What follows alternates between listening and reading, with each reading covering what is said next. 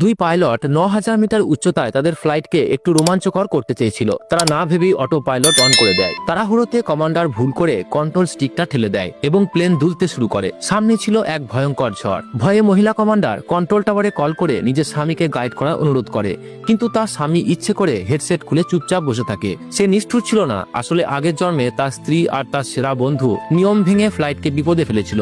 তখন সে সবাইকে বাঁচাতে টাওয়ারের কন্ট্রোল নিয়ে নিয়েছিল। সে ভেবেছিল তার স্ত্রী তাকে ধন্যবাদ দেবে, কিন্তু স্ত্রী তাকে চড় মেরে বলেছিল তার জন্য সবাই মরতে পারত। তার বন্ধু তাকে বদনাম করে যাত্রীদের উস্কে দেয়।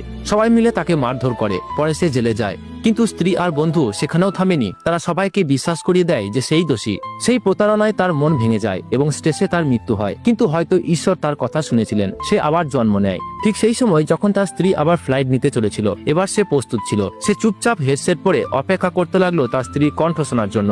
প্রি ফ্লাইট চেকের শব্দ শোনা গেল, কিন্তু স্ত্রী জানতো না এটাই তার শেষ ফ্লাইট হবে।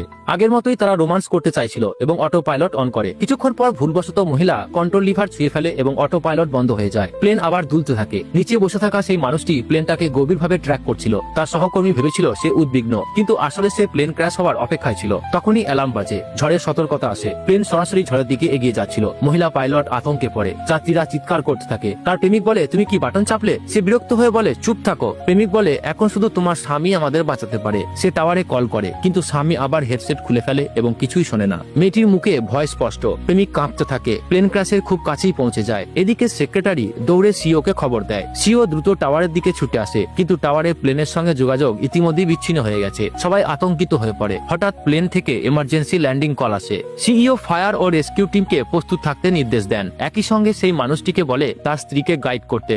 সিইও বলে, তুমি এক্সপার্ট, কিন্তু সে গাইড করতে অস্বীকার করে। সে বলে, ঝড়ের দোষ নয়, কেউ প্রোটোকল ভেঙেছে। সিইও বিস্মিত। সেক্রেটারি রেকর্ড বের করে দেখে 20 মিনিট আগেই প্লেন উচ্চতা পেয়েছিল এবং তখনই ভারসাম্য নষ্ট হয়েছিল। সে অবাক হয়ে বলে, তখন তো কোনো ঝড়ই ছিল না। লোকটি বলে, সে আগেই আবহাওয়া পরীক্ষা করেছিল, শুধু হালকা বৃষ্টি ছিল, কিন্তু কোনো বিপদ নয়। সিইও রাগে বলে, যে নিয়ম ভেঙেছে তাকে শাস্তি পেতেই হবে। এদিকে ককপিটে স্ত্রী আর তার প্রেমিক ছিল। প্রেমিক ভয়ে বলে, ল্যান্ডিং হলেও তদন্তে সব বেরিয়ে যাবে।